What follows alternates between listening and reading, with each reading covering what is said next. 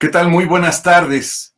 Buenas tardes, bienvenidos a una emisión más de su programa La Hora PAF. Gracias a Casia Creaciones, gracias al licenciado Ávila por hacerme el gran favor de invitar y estamos aquí presentes orgullosamente como miembros de esta prestigiada editorial, de esta revista, y vamos a hablar el día de hoy de un tema que no podíamos pasar por alto, un tema que ha dado mucho de qué hablar y que por supuesto merece la atención nuestra. Y hoy en día podríamos señalar que el tema fiscal, el tema de las reformas fiscales, concretamente del Código Fiscal de la Federación, no solamente debe atender o debe de tener atención en ello el contador, el abogado fiscalista, el empresario, el emprendedor, sino yo considero que ya es menester, ya es necesario, pues que muchas personas, que todas las personas que tengan una actividad económica estén al tanto, puesto que la autoridad ha tomado determinaciones muy importantes para evitar efectivamente el tema pues de la defraudación fiscal, de la evasión, pero el punto importante, medular, es en qué le afecta al ciudadano común y corriente, al contribuyente, esta reforma, hasta qué punto la autoridad está tomando realmente determinaciones que pueden llegar en algún momento a seducirla y caer en las garras de la arbitrariedad o caer en la seducción de llevar a cabo actos ilegales. En este contexto hay que considerar que las reformas 2020 pues van dentro de ese paquete que ya hemos comentado en otras ocasiones, que implica pues una reforma sustancial a gran parte del Código Fiscal de la Federación. Y en este contexto pues la autoridad consideró reforzar nuevamente aquellos elementos que ya había incluido en la reforma fiscal 2020. Y para ello, pues nos permitiríamos presentarles lo siguiente. Antes de hablar de las reformas fiscales, vale mucho la pena considerar cuáles son las circunstancias económicas en el ámbito económico de nuestro país, cuáles son la situación económica de nuestro país y cuál es este escenario.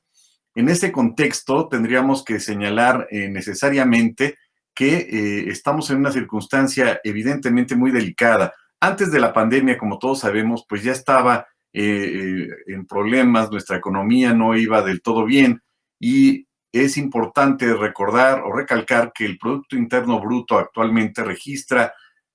pues la mayor contracción histórica en el segundo semestre precisamente de este año y pues se registra en una cantidad de menos 18.9%. Esto, si lo comparamos con la contracción que históricamente habíamos considerado más baja en los últimos años, y esta correspondería a 1995, pero vean, en esa época era tan solo del 8.6%. Y en esas condiciones de esta fragilidad económica, por llamarlo de alguna manera, la autoridad ha considerado reforzar y tomar pues muy particulares y muy respetables, y hablaremos acerca de aquellos puntos que consideramos más importantes. Es mucha la información, vamos a tratar de forma muy práctica, muy concreta, y en este sentido, pues señalaríamos lo que consideramos como propuesta de la Federación, que como todos sabemos, el Ejecutivo puntualmente el día 8 de septiembre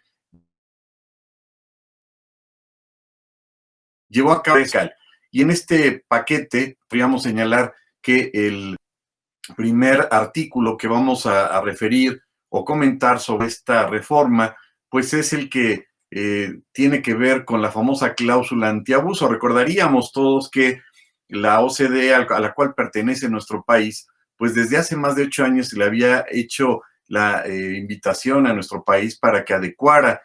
sus leyes en el ámbito de la circunstancia que a nivel internacional se había dado y que ya había tomado cartas en el asunto a nivel internacional esta organización. México se había tardado en ello y bueno, fue a partir de este año que vino toda esta serie de reformas al Código Fiscal. También a partir del mes de agosto del año pasado, la creación de esta nueva Ley Nacional de Extinción de Dominio y por supuesto, el 9 de noviembre del año pasado, una de las reformas fiscales más interesantes, más importantes en el ámbito penal, y nos referimos a la reforma penal fiscal, que ya en alguna ocasión le dedicamos un espacio en este mismo foro y habíamos hablado y habíamos señalado precisamente que se reformó el Código Fiscal, se reformó el Código Nacional de Procedimientos Penales, se reformó la Ley de Seguridad Nacional, entre otros. Y vemos que con ello pues implica muchas transformaciones y el hecho de equiparar a delincuencia organizada, la simulación de operaciones inexistentes, la defraudación fiscal y por supuesto el contrabando, pues es una de las medidas más radicales que ha llevado a cabo en los últimos años el legislador, precisamente para tomar cartas en el asunto en una medida muy radical de esa lucha frontal que está llevando a cabo en contra de la delincuencia, de la defraudación fiscal, de la simulación de operaciones inexistentes. Y en ese contexto ya se nos había hecho un poco raro, valga la expresión, que el artículo 5A del Código Fiscal de la Federación, en su último párrafo, el vigente, el que todavía no se reforma, establecía o establece todavía que pues no procederían las acciones de carácter penal. Literalmente señala que en ningún caso generarán consecuencias en materia penal. Recordaríamos que este artículo, esta famosa cláusula antiabuso, pues le otorga las facultades a las autoridades fiscales para ejercitar a través de ellas la comprobación de la famosa razón de negocios. Y esto va a implicar, como sabemos, que la autoridad pueda revisar pues, los actos jurídicos del contribuyente para verificar si estos beneficios económicos razonablemente esperados pues coinciden en un beneficio fiscal o no. Y con ello, pues verificar en pocas palabras o recaracterizar los actos jurídicos del contribuyente si es que llega a validarlos o no, en forma conjunta o colegiada con la Secretaría de Hacienda, precisamente 2 meses antes de que terminen las facultades de comprobación, visita domiciliaria, revisión de gabinete o revisión electrónica. Y decíamos que nos parecía raro que el legislador en un principio no hubiese considerado el hecho de que de ahí podrían derivarse acciones de orden penal, porque entenderíamos que a la luz de ese tipo de revisiones, pues la autoridad podría encontrar situaciones anómalas, situaciones de simulaciones, muchos elementos que podría implicar, pues muy probablemente el ejercicio de la acción penal, y es precisamente en este punto en donde la autoridad está proponiendo que se reforme, pues para que a partir de esta reforma, pues ya se le pueda dar vista al Ministerio Público y cambie el punto, el último párrafo del Código Fiscal, para efecto de que precisamente si surge con motivo de esas facultades de comprobación algún tipo de responsabilidad que pudiera originarse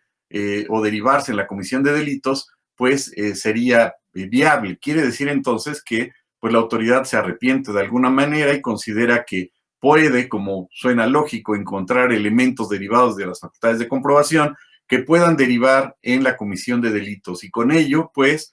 todo lo que tenga que ver con razón de negocios, pues a partir del 2021, si la autoridad, si el legislador considera viable, que yo creo que sí lo va a aceptar, pues suena lógico que la autoridad determine que proceda la acción penal correspondiente. En ese tenor, también señalaríamos que otra de las modificaciones es el artículo que se propone por parte del Ejecutivo, es el artículo 17F del Código Fiscal, que propone una nueva facultad para efecto de que las autoridades, a solicitud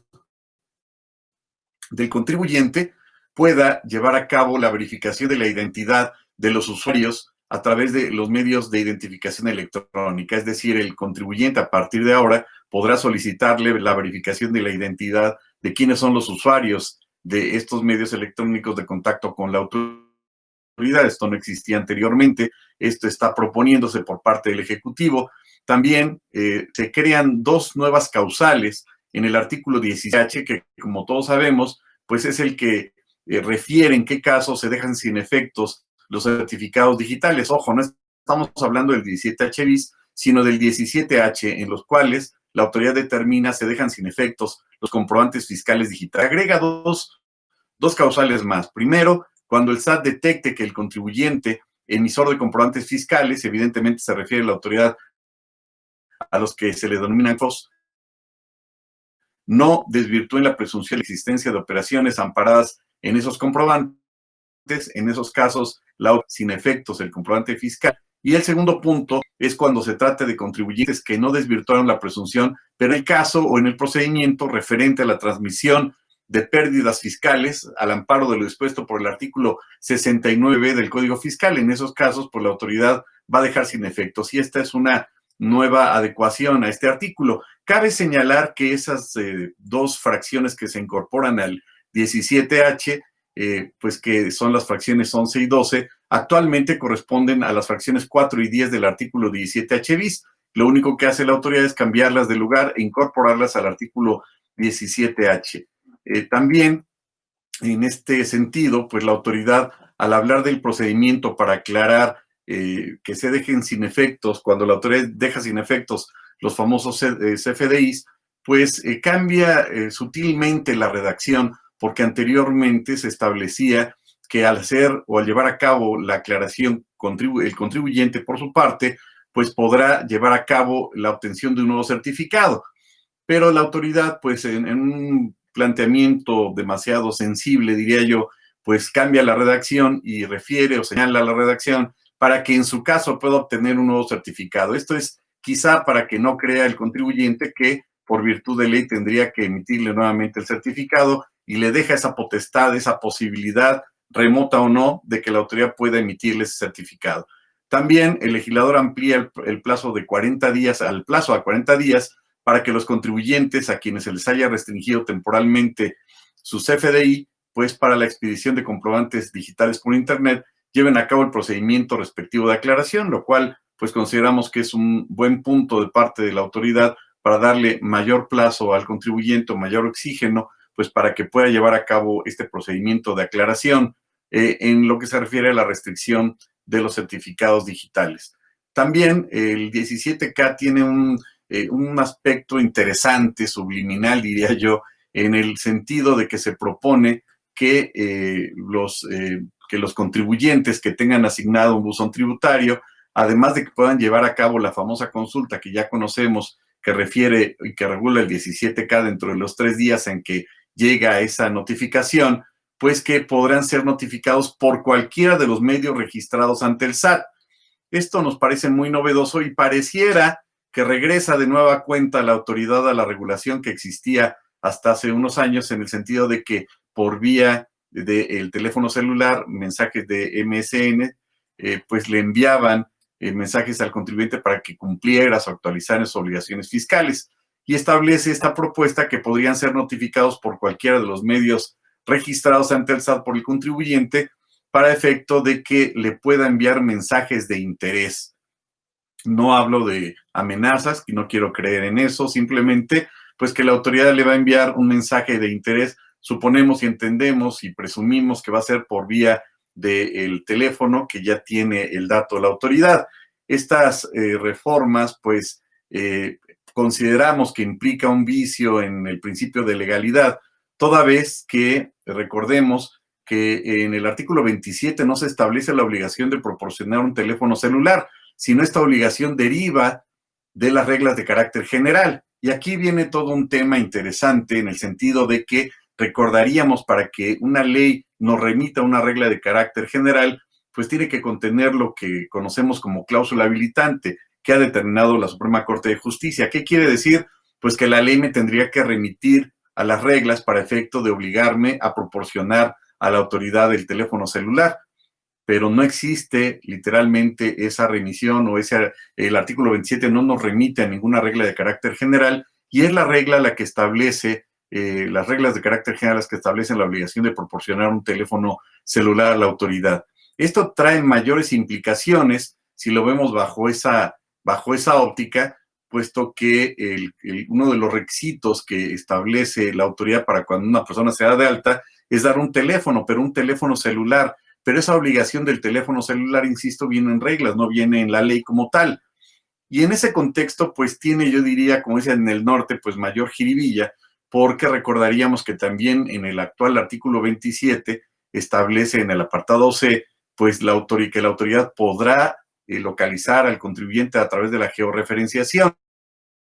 ¿Y cómo lo va a localizar o cómo va a rastrear al contribuyente sino a través de su número de teléfono celular? Pero este número de teléfono celular pues no lo obliga o no lo regula la ley, sino las reglas. Y yo creo que ahí hay un detalle de presunta ilegalidad, puesto que la autoridad refiere en forma expresa que podrá el SAT o podrá la autoridad fiscal utilizar medios o servicios o medios tecnológicos que proporcionen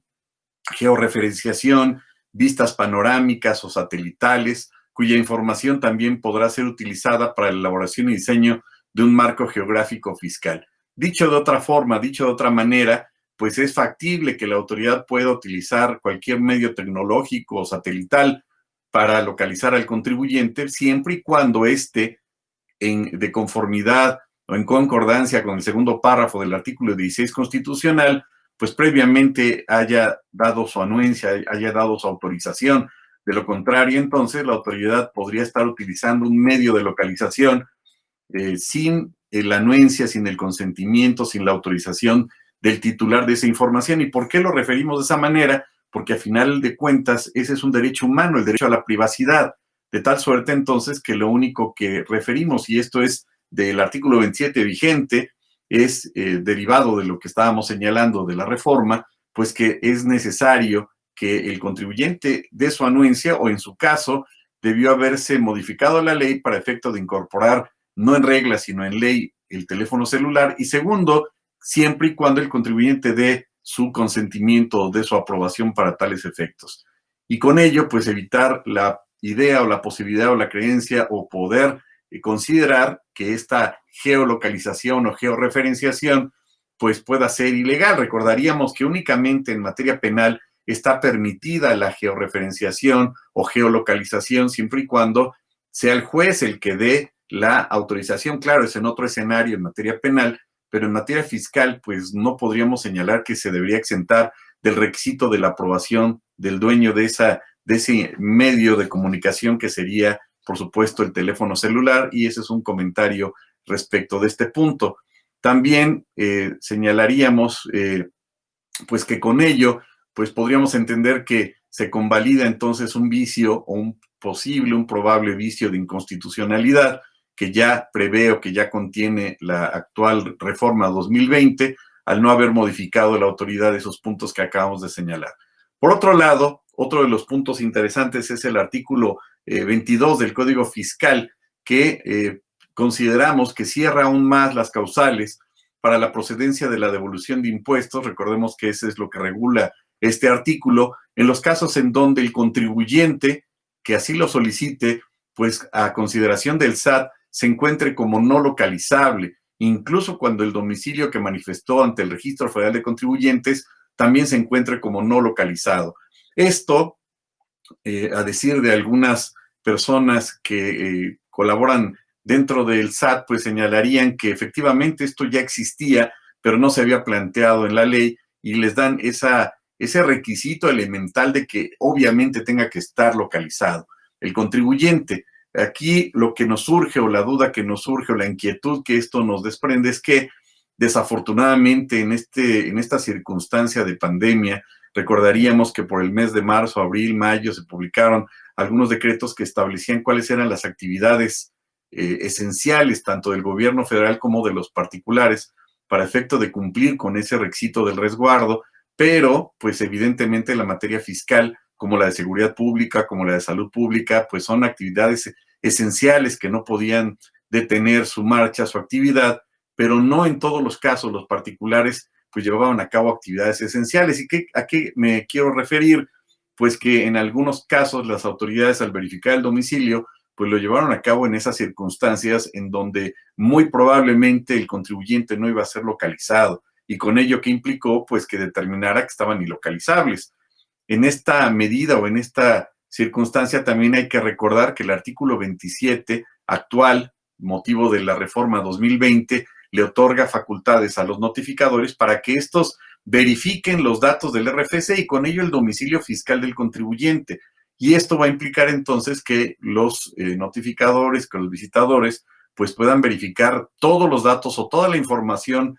que le requieran toda la información al contribuyente para ver si cumple con todos los requisitos del artículo 10. Es decir, se empodera un poco más a la autoridad para que ésta valore, determine, considere desde un punto de vista tal vez un tanto cuanto subjetivo si el contribuyente cumplió con los requisitos de lo dispuesto por el artículo 10 del Código Fiscal en lo referente a su domicilio fiscal. De tal suerte que tal vez pueda existir el riesgo en ese contexto, pues que la autoridad señale que no está el personal, que no está, o que no cumple con los requisitos de la materialidad, que no están las maquinarias, que no están los obreros, a pesar de que esa pueda ser un domicilio corporativo, domicilio fiscal, en donde pues no esté la fábrica como tal, pero es un detalle muy importante. ¿Qué quiere decir? Pues que el contribuyente tiene que estar verificando, y eso terminaría, yo creo, en una sugerencia de parte del servidor, pues de que el contribuyente tenga que estar verificando constantemente el domicilio fiscal para evitar cualquier problema de que no esté localizable o que el domicilio no se encuentre localizado. También el artículo 22 afina también un poco más la causal para la improcedencia de las devoluciones en los casos en los que se tenga por no presentada la solicitud de devolución, por lo que se considerará gestión de cobro que interrumpa el plazo de prescripción cuando dichas promociones pues no cumplan con lo que la autoridad determine para tales efectos. El artículo 26, este es un tema muy interesante del Código Fiscal que recordaríamos que es el que refiere o el que nos remite a la responsabilidad solidaria. Propone que también sea responsable el residente en México que mantenga operaciones con partes relacionadas que sean residentes en el extranjero y siempre que estos últimos constituyan un establecimiento permanente en México. Se da una opción más para la responsabilidad solidaria que precisamente pues va a responder directamente a nombre y cuenta del obligado directo cuando exista un crédito fiscal y esté firme o no se haya impugnado. El artículo 27, dentro de otros artículos que han sido propuestos para su modificación y su reforma, establece o propone que se incorpore en el apartado B de la fracción segunda de este artículo que ya habíamos comentado, el 27 del Código Fiscal, pues la obligación de las personas morales de proporcionar el RFC, así como la obligación de registrar y mantener actualizada una sola dirección. Y esto es importante y redunda, por supuesto, en aspectos trascendentales, como el hecho de que si el contribuyente no está localizado, recuerden que esa sería una de tantas causales para la restricción temporal de sellos digitales, nada más. Entonces vean lo importante y lo delicado que implica pues estar al día y verificar con la autoridad pues el domicilio fiscal para evitar este tipo de riesgos. También dentro de la reforma del artículo 27 se propone el hecho de que la autoridad fiscal pueda suspender o disminuir las obligaciones del contribuyente siempre que determine que éste no ha llevado a cabo ningún tipo de actividad en los últimos 3 ejercicios previos. Yo considero que este tema es muy delicado porque la autoridad, digamos que de oficio, sin requerir ninguna solicitud de parte, pues es el que lleva por su propia cuenta esta modificación y considero pues que podría dejar en estado de indefensión al contribuyente al llevar a cabo la modificación sin existir el requerimiento de la parte del contribuyente, sino simplemente por la información que tiene la autoridad. Y yo creo que ahí sí se podría incurrir en alguna violación al no darle vista o haberle dado vista para tales efectos al contribuyente y basándose la autoridad simplemente en la base de datos que tiene. Uno de los artículos que sin lugar a duda ha generado muchísima controversia y que por supuesto es uno de los artículos que yo considero pues tienen mayor peso en esta propuesta de reforma, sin lugar a dudas es el artículo 45 en la propuesta que el Ejecutivo planteó e implica por supuesto uno de los temas más controvertidos que conlleva esta reforma fiscal. Nos referimos al artículo 45 y a través de este artículo podríamos señalar que pues se le propone otorgársele mayor poder a las autoridades fiscalizadoras, a los auditores, para efecto de que puedan llevar a cabo la utilización de herramientas tecnológicas para llevar a cabo, para recabar información, imágenes, material que sirva como constancia de los bienes o activos que existan en el domicilio fiscal, los cuales teóricamente quedarán protegidos en términos del 69 del mismo Código Fiscal. ¿Y por qué señalamos que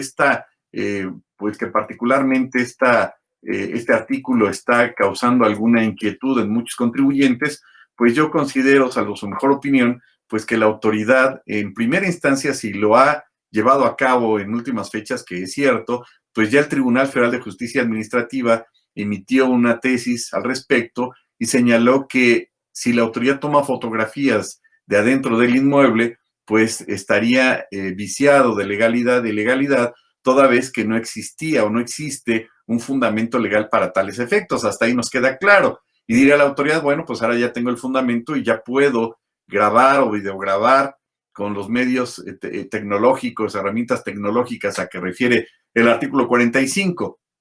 Desafortunadamente, aún existiendo, considero, ese artículo, aún reformándose el artículo 45, podría caer en una situación delicada la autoridad, puesto que el contribuyente pues tiene derecho a su privacidad, lo que comentábamos hace rato. Es decir, la autoridad fiscalizadora, fíjense, en la reforma, no refiere que va a llevar a cabo para hacer constar las facultades de comprobación, sino para recabar imágenes o material que sirva como constancia de los bienes o activos que existen en el domicilio fiscal. Considero en lo particular que la autoridad pues estaría desvirtuando el objeto mismo de la visita, puesto que es verificar si el contribuyente lleva a cabo el exacto cumplimiento o no de sus obligaciones fiscales. Pero la autoridad entonces pues no tendría, considero yo, que llevar a cabo entonces la filmación o la videograbación de los activos o de los bienes que existan en el domicilio fiscal. Claro, podrían señalar por ahí que existe alguna sentencia que se ha emitido al respecto, en donde se videograbó en función de que existían muchos elementos sobre la comisión de delitos. Eso me queda claro. Pero en primera instancia se requeriría la anuencia, la autorización del contribuyente en su domicilio particular para que éste pudiera ser grabado, para que pudiera existir la justificación legal de que éste esté grabado. ¿Y por qué lo referimos en ese sentido? Pues porque precisamente es un derecho humano, el derecho a la privacidad por parte del contribuyente. Y esto, pues, no se nos acaba de ocurrir. Esto viene en el segundo párrafo del artículo 16 constitucional, que literalmente establece que toda persona tiene derecho a la protección de sus datos personales, acceso, rectificación y cancelación de los mismos, así como a manifestar su oposición en los términos que fije la ley. Es decir, le está otorgando el derecho a que se oponga. Ojo, no estamos refiriendo, y nunca lo hemos dicho en ese sentido, que se oponga al ejercicio de las facultades de comprobación en absoluto. Caería en cualquiera de los escenarios del artículo 55 u 85 del Código Fiscal, y por supuesto nunca estamos refiriendo a ese punto, sino simplemente que tiene derecho a oponerse a que la autoridad lo videograbe o lo grabe en su domicilio fiscal para los fines que acabamos de señalar. Continuando con la lectura del segundo párrafo, establece que la ley va a establecer los supuestos de excepción a los principios que rijan el tratamiento de datos por razones, ojo, de seguridad nacional, que no es el caso, disposiciones de orden público, que en este caso trataría de justificar la autoridad, seguridad y salud públicas, que tampoco sería el caso. En ese contexto, tendría, por supuesto, pleno derecho el contribuyente a que fuera respetado su derecho a decidir si la autoridad lo quiere, lo puede o no grabar. Es decir, al invadir entonces su esfera jurídica en este derecho de su privacidad, de sus datos personales, acorde con lo que establece este artículo que acabamos de señalar, pues tendría ese pleno derecho a que manifieste la autoridad su voluntad o no de ser videograbado en su domicilio fiscal. Y en ese sentido, pues el contribuyente entonces tiene todo y el pleno absoluto derecho a la oposición a que la autoridad lo videograve, como ya dijimos, en su domicilio, y con ello, bueno, pues a estar acorde con lo que dispone el segundo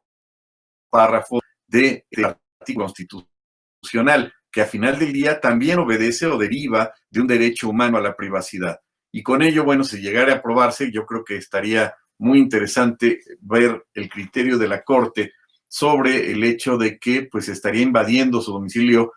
privado, digamos, o su privacidad concretamente, y el hecho de que la autoridad lleve a cabo la videograbación respecto a sus activos o bienes, hasta qué punto realmente infiere en su contabilidad. O la autoridad entonces va a ver que está mal puesto para darle vista a la PGR y partir o confirmar quizás esa premisa, pues de que todos los contribuyentes son defraudadores, son simuladores y son delincuentes. Por su parte, el artículo 49 del Código Fiscal, pues establece que, que se agregue en la fracción primera los lugares en donde se lleven a cabo, se deberán practicar visitas domiciliarias, sean oficinas, bodegas, almacenes y lugares en donde se lleven a cabo esas actividades administrativas, la de fiscalización. Considero en lo particular que no era necesario que se llevara a cabo esa reforma, puesto que el mismo artículo 43 y el mismo artículo 49 refieren de que se llevará a cabo en los lugares en donde se determine previamente que es el domicilio fiscal, aun cuando entendemos que posteriormente se puede llevar a cabo incluso en los locales del contribuyente. Quizá la autoridad quiso ser más específica en ese sentido. También se adiciona la fracción segunda a efecto de complementar esa fracción, especificando que se deberá hacer constar la identificación de los visitadores en el acta o actas que se levanten, reiterando lo referente a las actas en la fracción 5 del mismo artículo, pues únicamente para confirmar la legalidad de los actos en cuanto a la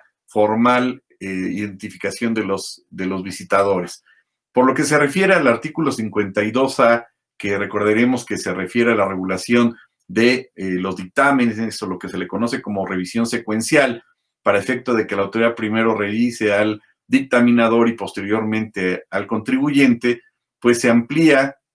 un poco ese espectro y la autoridad refiere que la facultad de las autoridades fiscales, pues para efectos de revisar el dictamen y demás información a que se refiere ese artículo, pues se le agrega la fracción cuarta que establece que esas facultades las tendrá para revisar dictámenes formulados por contadores públicos sobre estados financieros de los contribuyentes y sobre las operaciones de enajenación de acciones que se realicen, así como cualquier otro dictamen que repercuta para efectos fiscales formulado por el contador público y su relación con el cumplimiento de obligaciones fiscales. Entonces, únicamente amplía esa facultad para referirse a ese tipo de revisión. De igual manera, se propone incorporar a la fracción primera del 52, en su inciso B, que refiere a la exhibición de papeles de trabajo elaborados con motivo de la auditoría practicada, el hecho de que el contador debe comparecer o podrá comparecer ante la autoridad fiscal a efecto de realizar las aclaraciones pertinentes necesarias, hablamos del dictaminador, que le requiera a la autoridad en relación con los papeles de trabajo. Y bueno, eso suena pues bastante lógico y bastante entendible. Y finalmente, pues también se incorpora un párrafo para efecto de que podrá requerirle a la autoridad la exhibición de los papeles de trabajo elaborados con motivo de la auditoría que se esté practicando. Y también el inciso F de la fracción tercera de ese mismo artículo en comento, que establece que el objeto de los actos de comprobación va a versar sobre contribuciones, aprovechamientos en materia de comercio exterior, y se incorpora el punto de que se incluyen los aprovechamientos que deriven de la autorización o concesión otorgada para la prestación de servicios, manejo, almacenaje y custodia en materia de comercio exterior. Se incorpora el tema de comercio exterior y se propone que las autoridades fiscales en el 53B deberán concluir el procedimiento de revisión electrónico a que se refiere este artículo de revisión de las facultades de revisión en materia de la revisión electrónica, pues en un plazo de 6 meses a partir de la notificación de la resolución provisional, y establece una ampliación para efecto de la excepción en materia de comercio exterior, que originalmente era de 2 años, pero la condiciona en los casos en los que se refiera que se haya solicitado una compulsa a nivel internacional. Ese sería el único caso en donde se podría ampliar a ese plazo. El artículo 69 evidentemente se reforma y se complementa con lo que ya habíamos comentado con el artículo 45, se fortalece pues para efecto de complementar lo que habíamos señalado respecto de el resguardo que va a tener la autoridad de la información privada que pueda obtener de las imágenes, de los activos, de los bienes que tenga el contribuyente. Y bueno, recordemos que ahí se establece esa información de parte de la autoridad de tener esa secrecía en la información. Sin embargo, no va a aplicar esa secrecía, no será aplicable la reserva de la información cuando la solicitud se realice para la investigación de un hecho que la ley señale como delito, siempre y cuando la misma efectúe o la lleve a cabo el Ministerio Público y la policía. Evidentemente, si se deriva de esa videograbación aspectos que impliquen la comisión de delitos, pues esto ya rompería con el principio de la secrecía, puesto que él estaría dando vista a una tercera autoridad, y así es como complementa, diríamos, pues lo dispuesto por ese artículo. Y en ese sentido, bueno, pues podríamos presumir que estaría violentándose el derecho de certeza jurídica del contribuyente, y el principio de legalidad que ya habíamos abordado, que habíamos señalado y que establece el artículo 16, particularmente en su segundo párrafo que ya habíamos comentado. Por lo que respecta al artículo 69 bis, pues únicamente que se refiere, por supuesto, a la transmisión de pérdidas fiscales, se incorpora un párrafo que establece que cuando el contribuyente realice las manifestaciones a que se refiere el presente párrafo, señalará la finalidad que tuvieran actos jurídicos que dieron origen a la transmisión del derecho a la disminución de las pérdidas fiscales, a efecto de que la autoridad se encuentre en posibilidad de determinar que esa transmisión tuvo como objeto preponderante el desarrollo de su actividad empresarial y no la de obtener un beneficio fiscal. Aquí aclaramos que señalé 69 bis, 69 bis, y es 69 bis. También, por lo que se refiere a este mismo artículo, se agrega un último párrafo que establece que los contribuyentes podrán solicitar a través de buzón tributario por una única ocasión una prórroga de 10 días al plazo que prevé en el cuarto párrafo de ese artículo para aportar información y documentación a que se refiere ese párrafo, siempre y cuando esa solicitud de prórroga se efectúe dentro del plazo de 20 días. Y bueno, vemos que existen pues muchas modificaciones, estamos señalando de una forma genérica algunos de los aspectos que consideramos más importantes y también dentro del artículo 69 encontramos algunos de los temas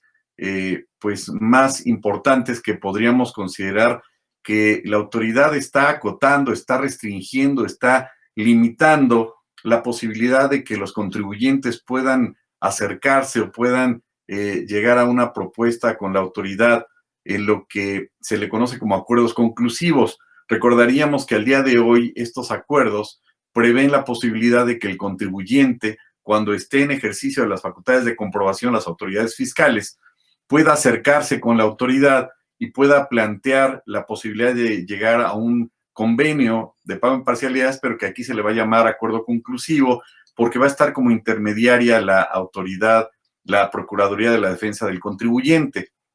Con ello implica, conforme al procedimiento que se establece todavía al día de hoy en el Código Fiscal, pues la posibilidad de que la PRODECON llame a las autoridades fiscales. Obviamente esto implicaría que se suspenda el procedimiento de revisión a efecto de que se lleve a cabo un planteamiento que, por cierto, dicho sea de paso, si es la primera vez que el contribuyente está incurriendo en este tipo de reuniones con la autoridad, pues tendría el derecho o la posibilidad de que se le condonen incluso las multas, el 100% de las multas. Digamos que es una opción, una posibilidad que tiene todo contribuyente para llevar a cabo este tipo de aclaraciones y entre comillas, beneficio. Sin embargo, pues la autoridad propone modificar el 69C casi en su totalidad y anticipadamente podríamos presumir, podríamos señalar que esto da pie a una especie de discriminación, y perdón que lo señale de esa manera. ¿Por qué? Porque acota, limita, condiciona a la autoridad fiscal a la procedencia de estos acuerdos conclusivos en función de que se puede o limitan en esta propuesta la posibilidad de que el contribuyente pueda llegar a un acuerdo conclusivo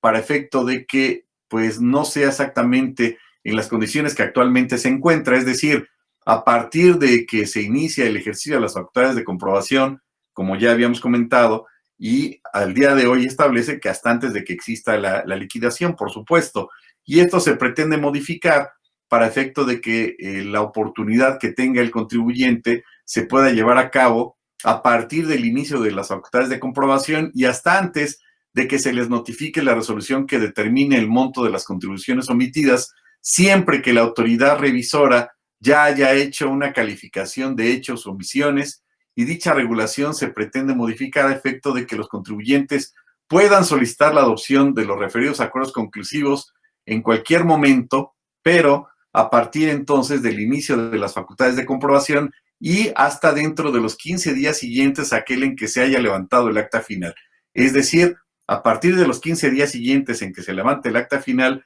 ya va a tener un plazo limitado, acotado el contribuyente, pues para poder llevar a cabo esta propuesta. Pero ahí no acaba ese punto. ¿Por qué señalamos que incluso consideramos que hasta violenta derechos humanos, por los siguientes puntos que vamos a señalar. Insisto, es una simple consideración subjetiva de su servidor.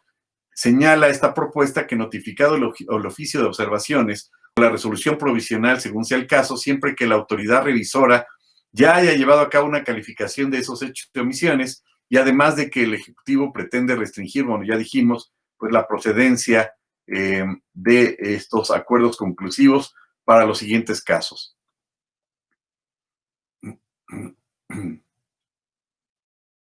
Y serían entonces la condicionante para la procedencia de los acuerdos conclusivos los siguientes: respecto a las facultades de comprobación que se ejerzan para verificar la procedencia de la devolución de saldos a favor, a pago de lo indebido o pago de lo indebido en términos de lo dispuesto en los artículos 22 y 22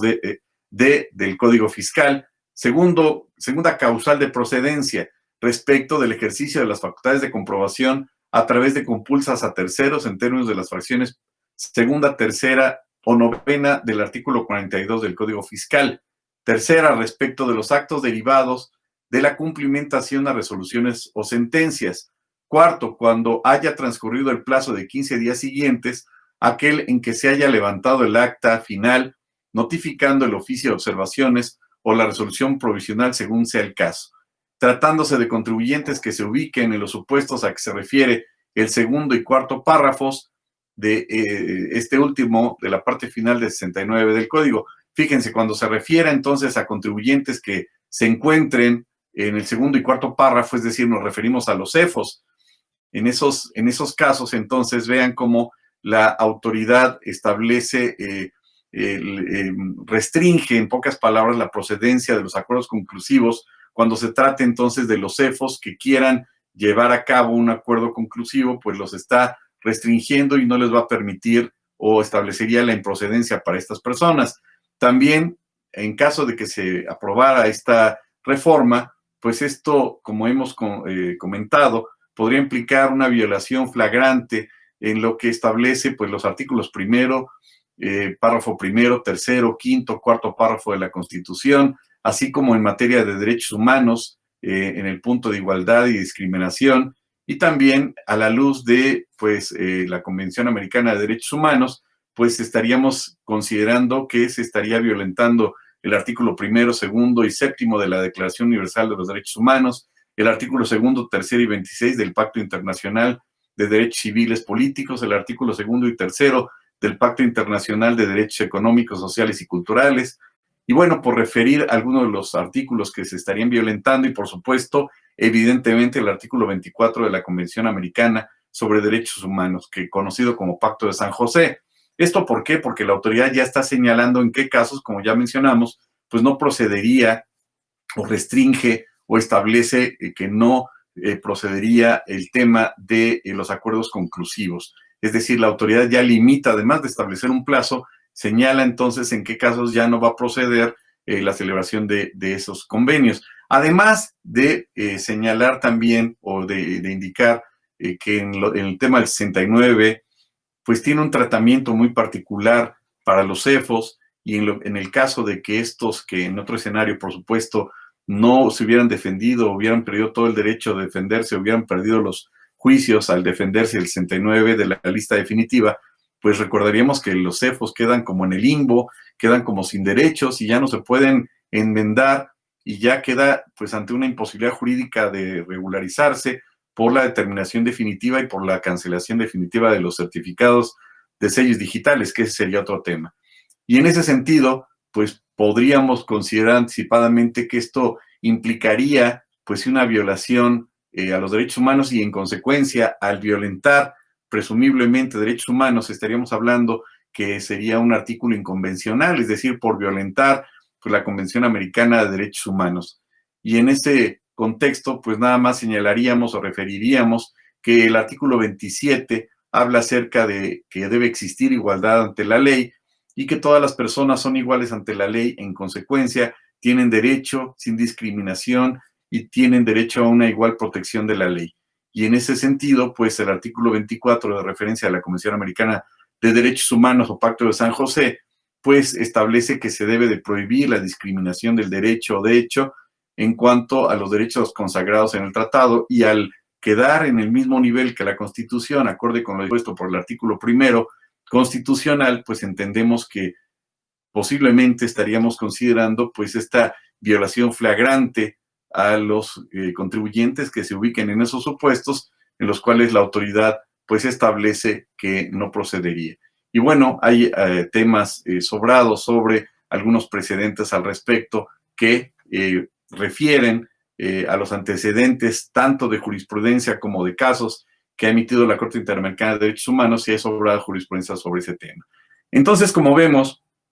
todos estos puntos que hemos señalado de una forma muy genérica, muy ampliamente, pues son algunas de las propuestas que el Ejecutivo ya planteó ante el Congreso, que están pendientes por resolverse y que implican, por supuesto, una medida pues más estricta por parte de la autoridad, por supuesto, en aras de combatir la defraudación fiscal, la evasión fiscal, la simulación de operaciones inexistentes, pero muy probablemente, indirectamente, pues sí, ponga en riesgo a otros contribuyentes que no tienen nada que ver con actos vandálicos, actos delincuenciales, con actos delictivos, y con ello, pues, poner en riesgo también, pues, la situación de algunos contribuyentes que no tengan directamente que ver con este tipo de situaciones. Además, por supuesto, de las regulaciones que ya existen en materia de simulación de operaciones inexistentes, y que dicho sea de paso, por otro lado, pues recordaríamos que no solamente está el 69, sino todos los artículos que en materia de infracciones administrativas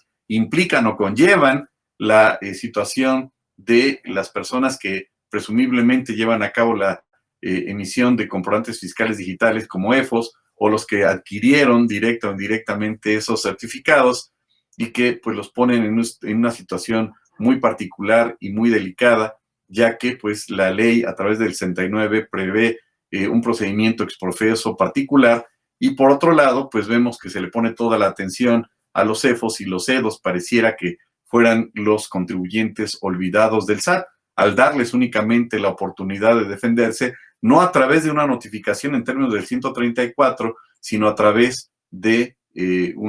de que se enteren de la última publicación definitiva. Y finalmente señalaría que también pues va a desaparecer, o se propone que se desaparezca, la obligación de la autoridad en términos, hablando del 134, de la notificación cuando no encuentra el contribuyente que deba llevar a cabo la autoridad, que actualmente se regula conforme al 134, es decir, por estrados, ya que pretenden reformar el mismo artículo 134, en el cual la autoridad señala que lo podrá notificar al contribuyente de cualquiera de las formas que establece el artículo 134.